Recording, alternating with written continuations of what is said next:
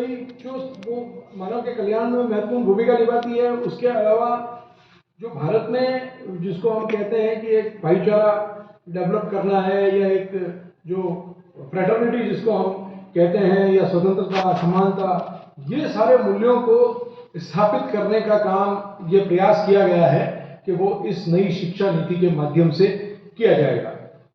और मतलब इस 21वीं शताब्दी में देखिए अब चैलेंजेस बहुत सारे हैं, ग्लोबल चैलेंजेस भी हैं हमारे सामने आंतरिक जो परिस्थितियां हैं उसका भी चुनौतियों का हमें मुकाबला करना है। मतलब अब हम ये देखें कि सिर्फ हम ये देख लें कि भाई हमारी जो आंतरिक परिस्थितियां हैं वही सबसे इम्पोर्टेंट है, नहीं, बाहर की दुनिया में जो परिवर्तन हो रहे हैं और लगातार वो परिवर्तन हमारे को बहुत ज़्यादा प्रभावित कर सकते हैं। तो इसका जो उच्चतर शिक्षा जो है या उच्च शिक्षा है वर्तमान परिस्थिति में, ये नहीं है कि सिर्फ आप डिग्री बांट दें और आप आ गए और डिग्री लेके और चले गए, इसका सिर्फ उद्देश्य ये नहीं है, वरन इसमें इसका उद्देश्य ये है कि हमें ऐसे बहुमुखी प्रतिभा वाले लोगों को देखना है, या ऐसे बहुमुखी प्रतिभा वाले लोगों के जो उनका जो व्यक्तित्व है उसका एक इस तरीके से विकास करना है, उस तरीके से हमको उसको डेवलप करना है कि वाकई में वो न केवल नेशनल स्तर पर वरन को अंतर्राष्ट्रीय स्तर पर एक बेहतर नागरिक साबित हो सके। इसके अलावा मतलब जो समस्याएं हैं, सोसाइटी की जो समस्याएं हैं न्यू एजुकेशन पॉलिसी में, उसको भी कहा गया है कि भाई अब आपकी एजुकेशन है वो उसमें क्या चीज़ होनी चाहिए। आपकी एजुकेशन में वो चीज़ होनी चाहिए कि आप जो समाज की जो समस्याएं हैं, यानी कि जो लोकल स्तर पर जो समस्याएं हैं या स्थानीय स्तर की समस्याएं हैं, उसका समाधान आपका उस स्थानीय स्तर पर होना चाहिए। और इसमें ये भी एक प्लानिंग की गई है कि 2040 तक, मतलब ये ऐसा नहीं है कि आज से ही हम परिवर्तन जो भी कुछ चीज़ करें तो वो आज अगर हम उसको अडॉप्ट करेंगे तो शायद उसका रिजल्ट हमारे को अगले 10-15 सालों बाद या 20 सालों के बाद में वो रिजल्ट आप दिखाई देगा। अब इसमें जो न्यू एजुकेशन पॉलिसी में है, ये सारे बैरियर्स जो हैं कि भाई आपके सबसे पहले तो जो चॉइस बेस्ड क्रेडिट सिस्टम है, कि जैसे मान लीजिए कि मैंने अब उसमें आपके इंस्टीट्यूशंस का ये नहीं है कि आपने एक साल इस इंस्टीट्यूशन में आपको एडमिशन ले लिया तो अब आपको 3 साल आपको इसी इंस्टीट्यूशन में पढ़ना पड़ेगा, या ये जो यूनिवर्सिटी से है वो एफिलिएशन आपके कॉलेज का है तो अब आप अभी तो ये स्थिति है कि आपका मान लो जैसे एफिलिएशन, मान लो आपने सेकंड ईयर कर लिया, यहाँ से फर्स्ट ईयर किया, सेकंड ईयर किया, और थर्ड ईयर में आप अगर यूनिवर्सिटी चेंज करना चाहें तो आप नहीं कर सकते। क्यों नहीं कर सकते? क्योंकि अभी जो नियम है, जो पुराने नियम है, उसमें यही है कि भाई आपको जिस यूनिवर्सिटी से आपने लगातार 2 साल पढ़ा है तो 3 साल की डिग्री में अब आपको तीसरे साल भी वहीं से ही आपको पढ़ना पड़ेगा। और इसमें जो महत्वपूर्ण परिवर्तन एक जो होने वाला है, और हम जो विद्यार्थियों के दृष्टिकोण से मैं आपको बोलता हूँ, वो ये होने वाला है कि अब आपका जो फैकल्टी का जो अलूफनेस है या जो एकाकीपन है फैकल्टी पे, मतलब कि जैसे मैं मान लो कि मैं जूलॉजी, अब मेरे पास क्या है, जैसे मैं बीएससी करना चाहूँ और बीएससी मैथमेटिक्स में करूँगा तो मैं कौन से सब्जेक्ट पढ़ूंगा? मैं फिजिक्स पढ़ूंगा, मैं मैथ पढ़ूंगा और मैं केमिस्ट्री पढ़ूंगा। ये 3 सब्जेक्ट पढ़ना मेरे को जरूरी है। अब मेरे को फिजिक्स नहीं पढ़ना है, मेरे को मैथ नहीं पढ़ना है, मेरे को तो पॉलिटिकल साइंस पढ़ना है। फिर मान लो मुझे अब बॉटनी पढ़ना है, या मुझे बॉटनी भी नहीं पढ़ना है, मुझे तो बिजनेस एडमिनिस्ट्रेशन पढ़ना है। तो इस सिस्टम में आपका ये पूरी स्वतंत्रता विद्यार्थी के पास में है। पहले स्वतंत्रता किसके पास थी? वो जो स्वतंत्र आपको ये एक दे देते हम कि ये बहुत सारे सब्जेक्ट हैं, इसमें से आप अब 3 सब्जेक्ट आप चूज कर लीजिए। चलिए आर्ट्स में तो हमारे क्या होता है, काफी सारे सब्जेक्ट हैं तो आपको चॉइस भी रह जाती है। बट साइंस में आपके पास जहाँ मान लीजिए इस कॉलेज में आए आपको, तो आपको अगर नहीं भी इच्छा है तो आपको अगर बायो से पढ़ रहे हैं तो आपको क्या पढ़ना पड़ेगा? आपको पढ़ना पड़ेगा बॉटनी पढ़ना पड़ेगा, जूलॉजी पढ़ना पड़ेगा और केमिस्ट्री पढ़ना पड़ेगा। मतलब अगर आप उस केस में अगर मैथमेटिक्स भी पढ़ना चाहें तो वो मैथमेटिक्स पढ़ने का भी ऑप्शन आपके पास में नहीं रहेगा। बट ये है कि ये जब सिस्टम, जब आपकी मतलब सरकार की ये मंशा है कि 2030 तक आते आते, सरकार की ये एक और भी मंशा है कि हर कॉलेज को एक ऑटोनॉमस कॉलेज बना दिया जाए। ऑटोनॉमस कॉलेज बना के वो करिकुलम अपना डिसाइड करे, डिग्री कैसे देनी है वो डिसाइड करे, ये सारी चीजें। और हर जिले में एक बेहतरीन एक यूनिवर्सिटी वहां पर होगी, हर जिले में। और उसमें ये देखिए, अब आपका ये नहीं है कि मुझे सिर्फ आपका ये नहीं करनी है कि मुझे बहुत अच्छा नॉलेज है। मान लीजिए मैं पारंपरिक रूप से मैं किसी गायन वाले परिवार से जुड़ा हूं या कोई नृत्य वाले परिवार से जुड़ा हूं, इस कंडीशन में तो मुझे कुछ भी नहीं मिलना है। लेकिन अब इस न्यू एजुकेशन पॉलिसी के तहत आप देखिए यूनिवर्सिटीज में, बहुत सारी यूनिवर्सिटीज में पोस्ट क्रिएट होने वाली है और हो चुकी है कि professor of practice. Professor of practice क्या है कि मुझे गाना बहुत अच्छा आता है, परंपरागत, मान लीजिए कोई राजस्थान में जैसे मांड गायन, अगर कोई मांड गायन कर रहा है तो उस कंडीशन में उसके पास कोई प्लेटफॉर्म नहीं है। उस कंडीशन में यह है कि अपना जीवन यापन के लिए उसको क्या करना पड़ेगा कि भाई कहीं जाके गा लिए, कहीं प्रोग्राम कर लिया, ये सारी चीजें करनी पड़ेगी। बट न्यू एजुकेशन पॉलिसी के तहत आप यूनिवर्सिटी में जो आपका जो नॉलेज आपने ओवर द इयर्स आपने गेन किया है, आपकी पीढ़ियों से जो आपके पास में इनहेरिटेंस है, आपके पास में जो इनहेरिटेंस के रूप में जो ज्ञान आपके पास में है, वो ज्ञान आप लोगों को दे सकते हैं। इस एजुकेशन पॉलिसी में आपकी सिर्फ ह्यूमैनिटीज जो है, ह्यूमैनिटीज, और पहले तो ये माना जाता था कि साइंस पढ़ने वाले ही सबसे बहुत मतलब इंपॉर्टेंट हैं और दूसरे सब्जेक्ट्स हैं उनकी कोई खास वैल्यू नहीं है या उनका कुछ भी कोई खास इंपॉर्टेंस नहीं है।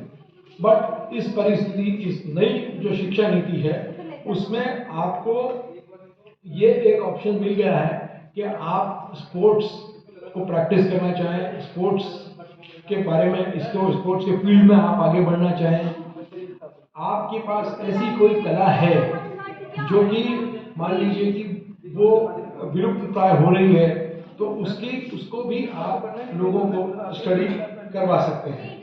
उसका जवाब नहीं कि बिस्मिल्लाह खां के पास कोई डिग्री थी, लेकिन हम ये जानते हैं कि वो शहनाई ऐसी बजाते थे कि कोई दूसरा बजा नहीं सकता था, और उसके दम पे भारत रत्न मिला।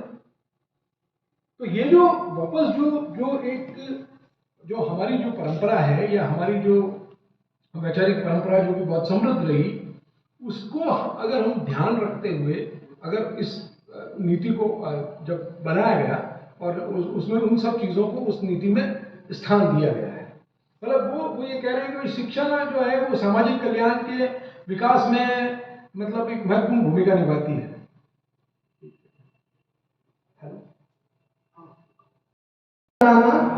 सुविधाजनक बनाना, सुगम बनाना, यानी कोई भी चीज जो मेरे जीवन को आसान बनाती है, कोई भी चीज वो इनोवेशन है।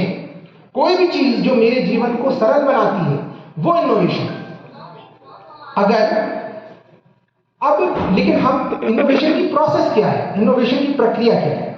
इनोवेशन का पहला स्टेप ये है कि सबसे पहले तो हम ये समझें, ये पहचानें कि कौन से हमारे जीवन में असुविधाएं हैं, हमारे जीवन में समस्या क्या है।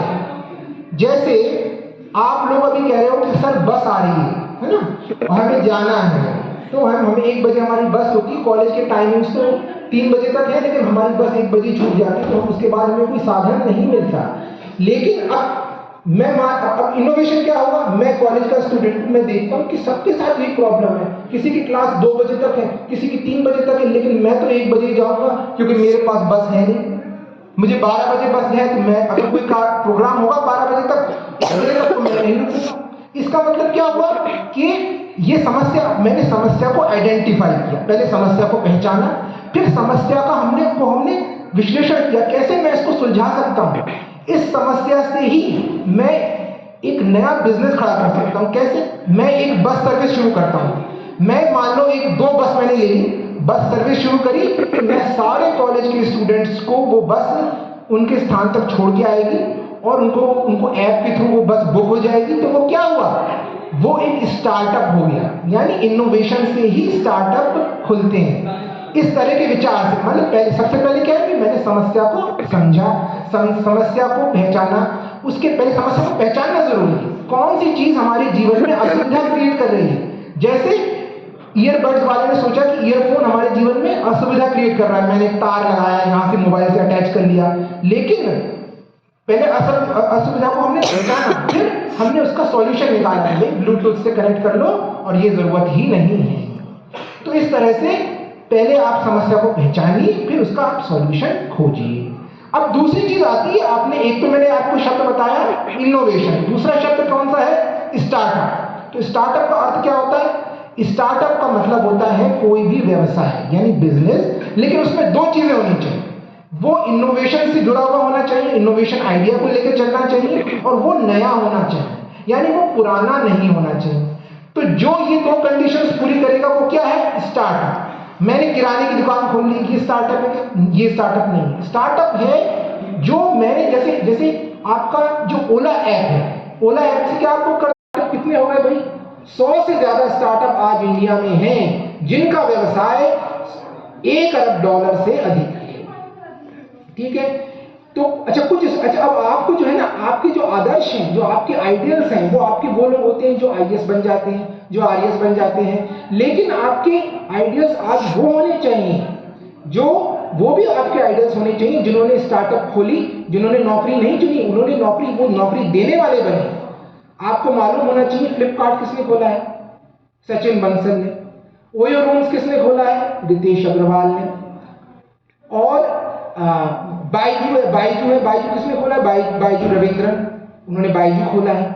इस तरह से ये आपके नए आदर्श होने चाहिए। इन लोगों ने ये नौकरी चाहते तो नौकरी वाले बन सकते थे, लेकिन इन्होंने स्टार्टअप खोलना बेहतर समझा। एक स्टार्टअप खुलता है तो कितने लोगों को रोजगार मिलता है।